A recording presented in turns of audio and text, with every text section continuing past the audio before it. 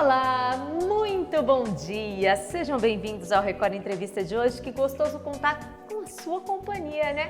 E o programa de hoje está super especial.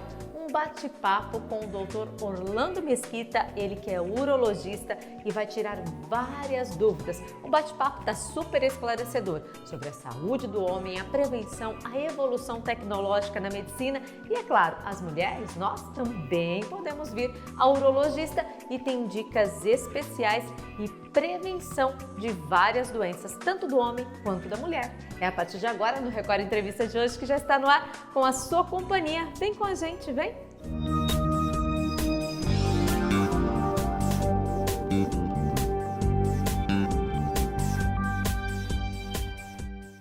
E o nosso bate-papo hoje é com o urologista Dr. Orlando Mesquita. Esse especialista está aqui hoje para tirar várias dúvidas da saúde do homem, gente, que com certeza muitos homens às vezes demoram para ir ao médico.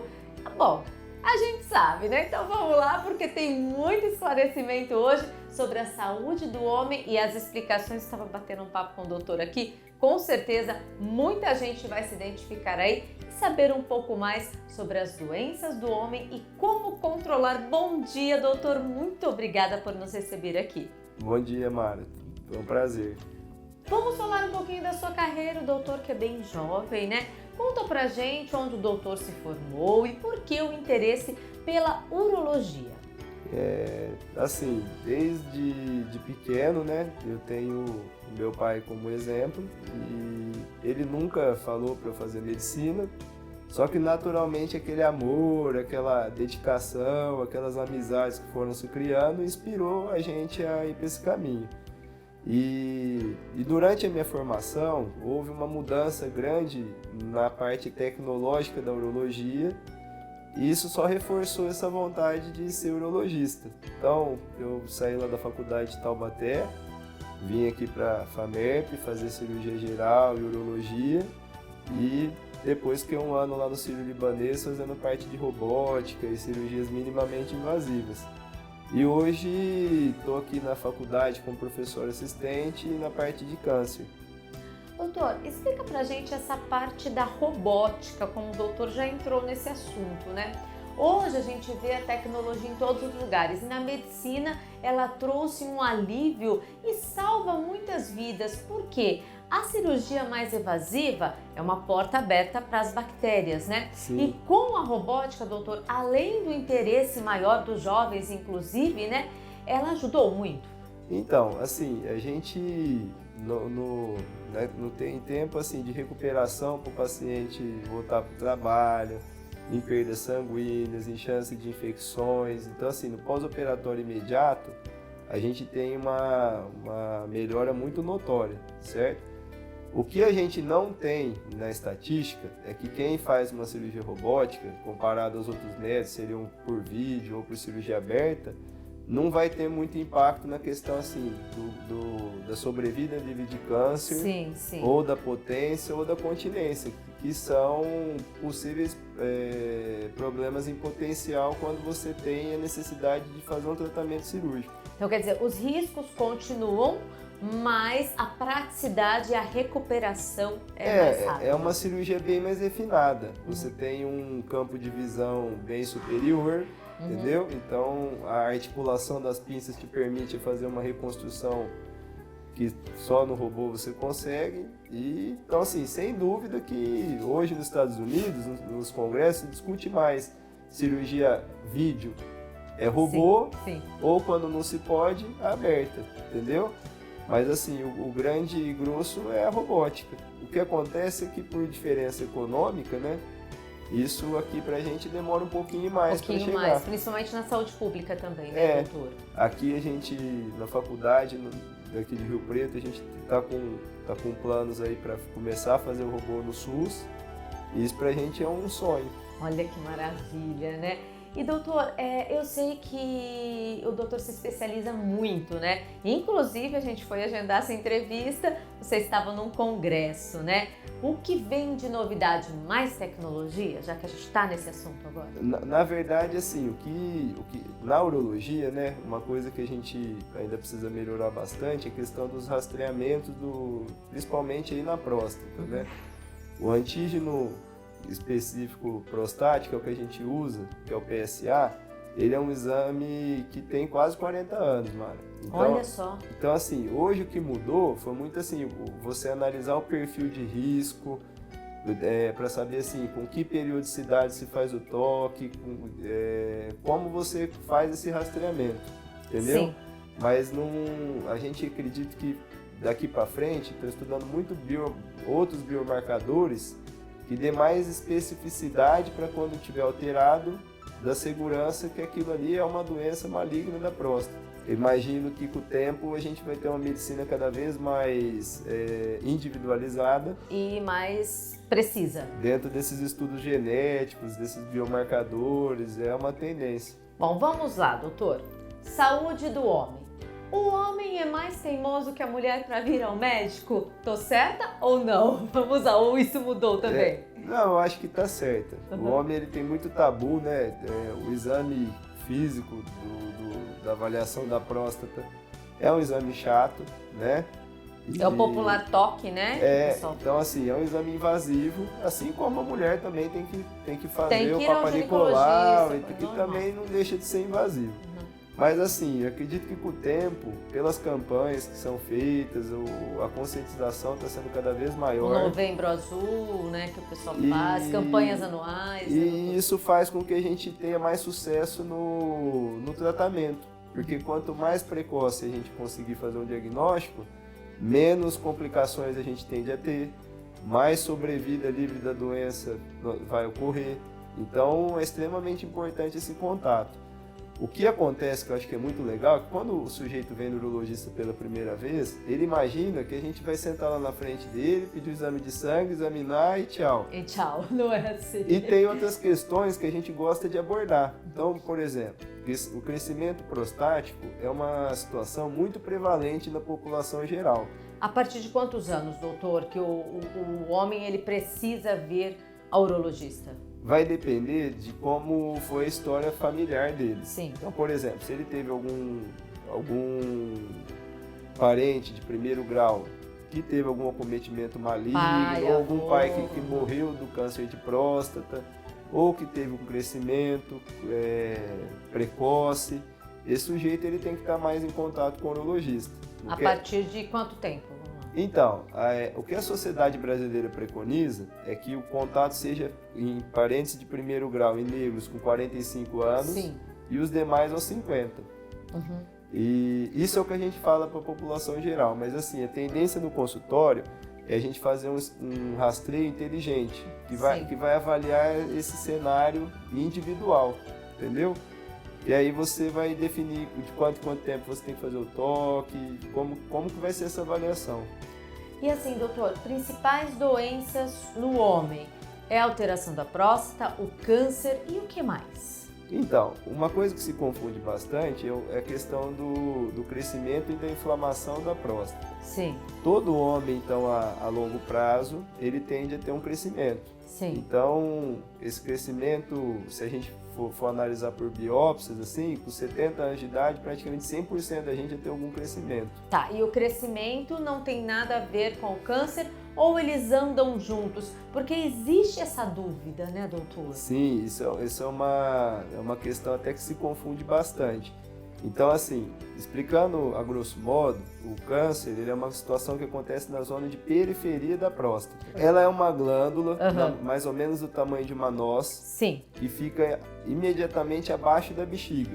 Ah, sim, por isso que a gente vai entrar até nos sintomas ali. Então, ela é uma glândula que fica embaixo da bexiga. Isso, e aí o que acontece? Dentro dessa estrutura prostática, a gente tem o esfíncter urinário, que dá continência pra gente, e é na próstata onde os ductos ejaculatórios se desembocam. Sim. Então ela tem contato com a parte testicular, a próstata ela tem... Por isso que ela é tão importante ali e tem que ter esse cuidado. A próstata, assim, o grande... Para que serve a próstata principalmente? Para a questão da reprodução. Sim. Ela produz algumas substâncias que fazem parte do esperma masculino e que dá a propriedade para a gente continuar, perpetuar a espécie, entendeu? E assim, a alteração que o doutor estava falando, a alteração, então, o doutor explicou como se fosse uma casca de laranja anteriormente? Vamos lá, assim, o câncer de próstata, ele acontece na periferia. Então, se a próstata, a gente fizesse uma analogia com a laranja, o tumor ele tende a acontecer na casca. Então, quando a gente faz o toque, a gente quer sentir a textura da próstata dessa parte externa. Sim, então, por exemplo, uma laranja, vamos lá, com essa comparação. Uma laranja, se ela está lisinha, ela está saudável. Exato. E se a gente estiver palpando, então a próstata ela tem dois lobos, Mara, um direito e um esquerdo. Então quando você vem para o lado direito, você nota que está lisinho, e você vem para o outro lado, você nota algum nódulo, como se fosse uma verruga, isso levanta suspeito para situações malignas. Sim. E por ser na periferia, dificilmente isso vai dar sintoma precoce. Olha só, porque então ela é sintomática. Ela é sintomática, porque até ela crescer dessa zona de periferia para ter influência na parte urinária que está no miolo da laranja, vão demorar às vezes muitos anos. Então vamos lá. O câncer, ele não tem sintomas no início. Não. Por isso, o diagnóstico precoce. Exato. Se a gente tiver sintomas e eles forem do câncer, a gente tem em torno de 90% das doenças já avançadas. Olha só, então essa é a importância de vir ao médico. Sim, o rastreio é o principal. Mas aí outra situação que é comum é o crescimento, né? Então assim, a não ser que o homem for castrado ao longo do tempo, e isso não é uma regra, que nem a mulher entra na menopausa. Sim. Uma porcentagem em torno de 15, 20% dos homens podem ter a andropausa conforme o envelhecimento. Que a andropausa seria como se fosse a menopausa da mulher. Da mulher, que seria a gente parar de produzir a testosterona. Certo. Como isso não é regra no envelhecimento masculino, o homem a longo prazo ele tende a ter um aumento prostático. Tá, que seria dentro da próstata. Agora a gente não está falando da camada... Saímos da casca e fomos pro miolo. Miolo da laranja agora, vamos lá. Como é essa alteração, doutor? Então, o crescimento, então, ele acontece com todos que estão ficando mais velhos. Mas o que acontece? Deus faz a gente, eu brinco, que a mão. E cada um tem um padrão de crescimento e tem um padrão de sintomas. Sim. Não é porque, por exemplo, o tamanho da próstata normal é de 30 gramas. Sim, e ela pode chegar a quanto? Tem paciente que chega a 400, 500 gramas, Mara. Nossa! Então, e aí o que acontece? Esse sujeito que chegou nesse valor, ele só obstruiu quando ele estava nesse sarrafo de tamanho. Tem gente que com 32 gramas tem um jato fraco, faz esforço, tem interrupções durante que é o problema urinário. Que é a questão do crescimento interno. Então, assim, esse crescimento, ele não existe um padrão.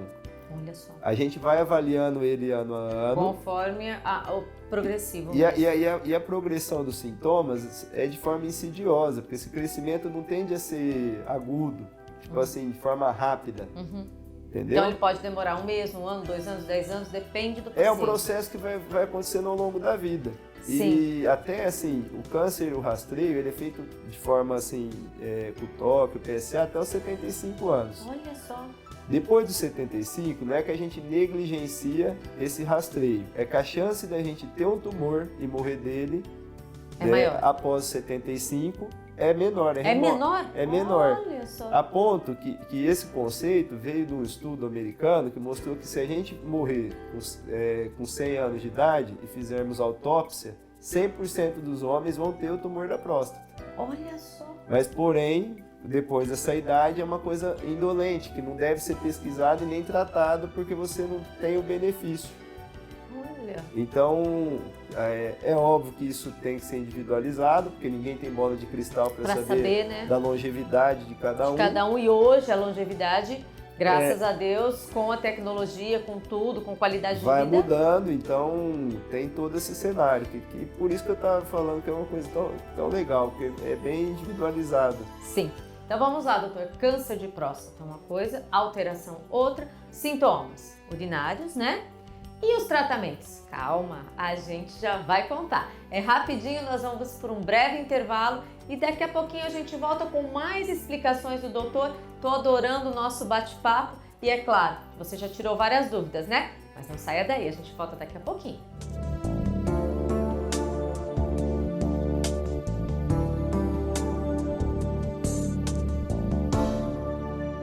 E o Record Entrevista de hoje já está de volta nesse bate-papo com o urologista Dr. Orlando Mesquita, que no primeiro bloco esclareceu muitas dúvidas da saúde do homem. E agora a gente vai falar, nós falamos da prevenção, das principais doenças, o que é o câncer, o que é a alteração da próstata. Agora, doutor, eu quero saber como tratar, o tratamento.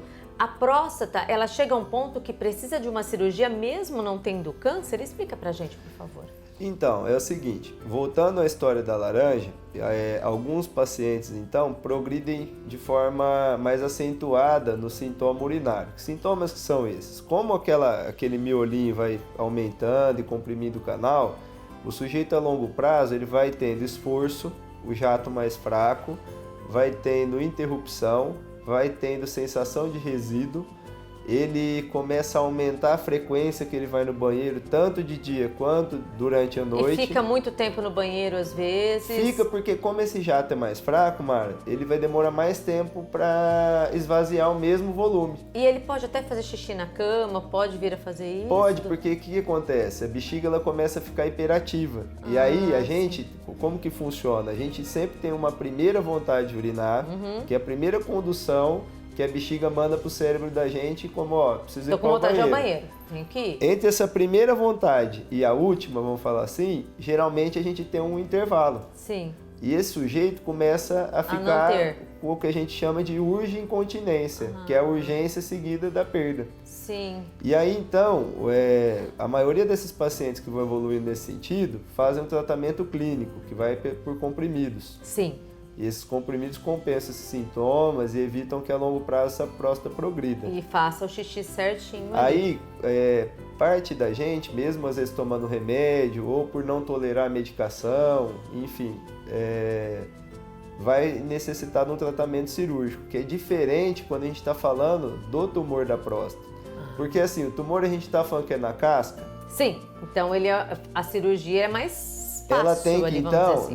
Quando a gente está no tumor, a gente tem que tirar, então, fazer a extirpação de toda a próstata. Uma raspagem, vamos dizer assim. A raspagem, então, ela vem pelo crescimento, que é a questão do miolo. Sim. Como o miolo está crescido, aí você entra com uma câmera dentro do canal e você extrai aquele tecido que cresceu. Aí ela vai voltar ao tamanho e não vai alterar. Vai melhorar aquele fluxo que estava fraco, que estava ruim. Sim. Já o câncer? O câncer, como ele é na periferia, então você tem que desconectar todo o tecido, toda a próstata e fazer uma sutura, que é uma costura, né, da boca do canal com a bexiga. Aí já é mais difícil. Aí como os nervos erigentes, que são responsáveis pela ereção, a estrutura do esfíncter, que é a parte de continência, está envolvida nessa estrutura, a cirurgia do câncer é uma cirurgia mais complexa. Mais complexa, com mais potenciais. Isso também é se confunde muito, a questão da raspagem para o tratamento cirúrgico, porque entendeu? Até o paciente, né, doutor, quando ele tem alteração, ele deve pensar assim, se ele está com câncer, né? Sim. Então todos têm essa dúvida, realmente? Tem, é uma dúvida muito frequente e que às vezes se confunde porque não é fácil de explicar. Sim. É complicado. Não, o doutor conseguiu explicar perfeitamente aqui pra gente, falando da laranja, falando dessa explicação, tá de parabéns, doutor. Então, com certeza esclareceu a dúvida de muita gente. E assim, já falando no tratamento específico para o câncer, né, Mário? Então assim, tem várias alternativas, dependendo da agressividade do tumor, das condições do paciente, que vão desde tratamento com ultrassom, que chama HIFU, com radioterapia, com cirurgias ou aberta ou vídeo robótica, às vezes com bloqueio do hormônio. Isso vai depender muito do cenário. E alguns tipos talvez nem precise de cirurgia, doutor? Muitos, como eu estava falando, assim, dependendo da idade e das condições que a gente está, no momento que isso acomete a vida da gente, nem sempre o tratamento vai ser necessário. Perfeito. E doutor, vamos lá. Prevenção agora para o homem. Alimentação, bebida, conta pra gente. Esse ponto agora vamos lá. Assim, a questão da prevenção, Sim. Ela vem, eu brinco, de corpo e alma. Então, a gente ter bons hábitos na questão da alimentação, sim, do exercício físico e assim, o que a gente pede bastante, paciente comer bastante tomate, por causa do licopeno.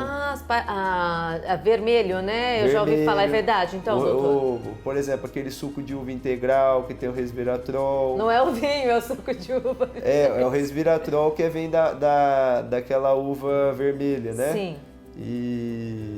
E assim... Ter uma vida mais saudável. Porque assim, quando a gente desenvolve obesidade ao longo do envelhecimento, que a gente desenvolve maus hábitos, a gente cria uma inflamação do corpo inteiro. Sim. E essa inflamação do corpo inteiro predispõe a gente a ter N situações, dentre uma delas o tumor, entendeu?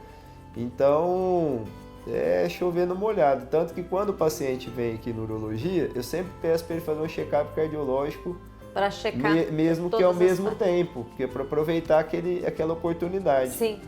E que as situações vão andando juntas. Com certeza. Bom, a gente falou muito da saúde do homem, mas a mulher vem ao urologista também, né, doutor? Vem, então. As meninas, geralmente, elas nos procuram por algumas situações assim. Então, parte oncológica, né, do trato urinário, as questões de incontinência, e também as questões que envolvem a infecção de forma repetida. A mulher, ela tem fases da vida para ter infecções, por exemplo. Então, geralmente, ela é cometida ali nos primeiros 2 aninhos de vida, pela criança, então. Pela também, exposição da uretra, né, que é o canalzinho do xixi da menininha, ser mais exposto, né? E a questão do uso de fralda, né? Sim. Aí, depois, isso se inicia novamente quando a gente tem relações sexuais e depois num período de pós-menopausa. Então, a mulher na pós-menopausa é super importante, às vezes, vir no urologista, porque essas questões acontecem dessa alteração hormonal. Sim. Então, é muito bom a mulher também ficar atenta a tudo isso, né, doutor? Com certeza. Porque uma infecção urinária é bem perigosa, né? Assim, a questão é o uso indiscriminado de antibiótico, Mara. Quando a mulher ela começa a ter isso de forma repetitiva, às vezes ela não trata de forma adequada e quer colher a cultura e saber qual que é o germe que está acometendo. E ela, às vezes, no desespero, naquela questão de estar tendo dor, ela vai tomando antibióticos e com o tempo isso cria resistência. Então o maior problema é ter uma infecção resistente. Sim, e aí tem que procurar um médico urgente. Para fazer essa avaliação adequada e usar da medicina de forma melhor, né? Doutor, para a gente finalizar, não posso deixar de fazer essa pergunta. A pandemia, ela atrapalhou no tratamento de muitos pacientes? Eles deixaram de vir, doutor? Sim, muitos pacientes, né, ao invés de vir num ano, como às vezes naquele período que o paciente estava passando, a situação estava pior, não vou falar assim que foi negligenciado, porque era uma situação... Era uma situação que não podia sair de casa, né? Atípica, né, Mara? Quem podia tinha que ficar em casa. O que eu dou graças a Deus é que as doenças prostáticas, elas tendem a ser insidiosas. Então, assim, o crescimento e a progressão é lento. Então, esse sujeito que está lá devendo essa consulta, o quanto antes vir, ele não vai se pôr em situação de risco. Sim. Mas teve um atraso aí em alguns acompanhamentos pela situação. Pela situação que enfrentamos e graças a Deus, né, a gente está saindo dela, mas os cuidados continuam, gente. Tem que continuar se cuidando. Finalizando, doutor, endereço, telefone e, gente, qualquer sintoma, busque o médico. Então, a gente está aqui na Rua Teodoro Del Monte, número 420. Os telefones são 3226-4700, 3226-4742. E estamos à disposição para poder ajudar. E doutor, é muito bom em domingo de manhã a gente abordar esse assunto, quebrar tabus, porque o mais importante na vida do ser humano é a saúde, né? Com certeza, a gente poder cuidar da família, envelhecer com qualidade, é uma bênção, né? E longevidade acima de tudo. Teu pai, a mãe, o avô perto, isso é muito bom, então tem que cuidar desde cedo. Muito obrigada pela sua participação, doutor, e por compartilhar o seu conhecimento com a gente aqui. Foi um prazer, Mari, disponha. E a gente fica por aqui. Quem tá chegando, como eu sempre digo, cheio de saúde, é meu amigo Gentil Rossi, com sucesso de todos os tempos, para alegrar o seu domingo com muita música boa, de qualidade, né? Eu fico por aqui. No próximo domingo tem mais informações e entretenimento para você. Fiquem com Deus, um super beijo, como a gente sempre diz. Se cuidem e até o próximo domingo. Tchau!